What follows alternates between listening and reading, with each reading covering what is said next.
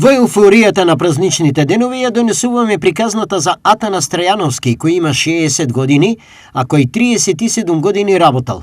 Без оглед на долгиот стаж, тој во моментов живее тажно. 2 години веќе нема струја, јаде еднаш дневно и има силни болки во половината со која не може ништо да работи. Како Атанас се најде во ваква состојба? Малку е трасенера да и тоа што се мислеше, секој се размислуваше дека ќе најдам работа, дека ќе работам. Не мора, мислам, да биде плата 30.000 или 40.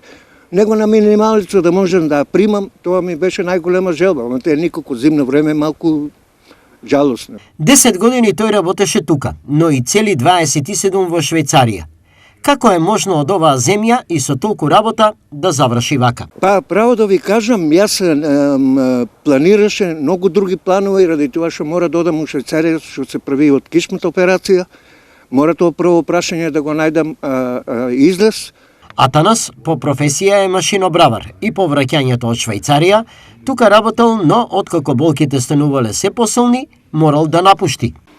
Каде работевте во Швајцарија и како останавте без работа?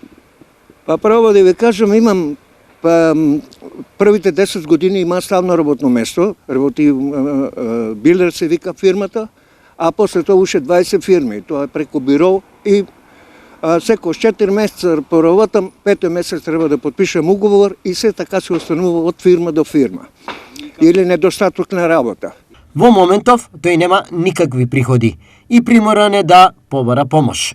И ќе барам помош. Добро, писмо ми првиот пат ми напишаа писмо од заводот, иде со писмото у социјалното и даваа ми 2-3, ама после почнав да работам. Како Атанас се снаоѓа за да преживее и со другите основни потреби? Да ви кажам, навише ми мајка ми помогнала, некои мали ситници, некои роднини, па нешто и поработам, тоа е покрај некои пријатели што можам.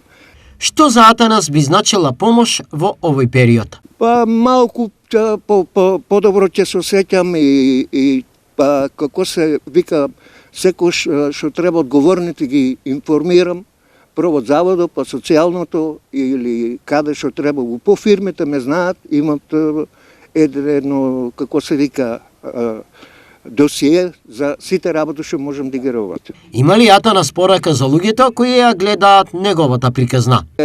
Тоа да ги поздравам сите млади што не се уштип, нека работат, нека си да нашетат многу од има, мислам, такви се времињата, не се сигурни. На кој начин тие што сакаат да помогнат, можат да стапат во контакт со Атанас? Па може телефонски, мојот телефонски број го имате и па 079 ја го отпишував да го.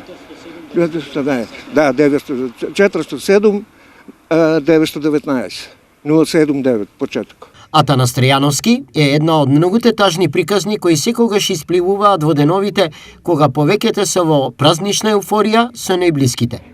Сега е вистинскиот момент да се помогне на оние на кои им е потребна помош.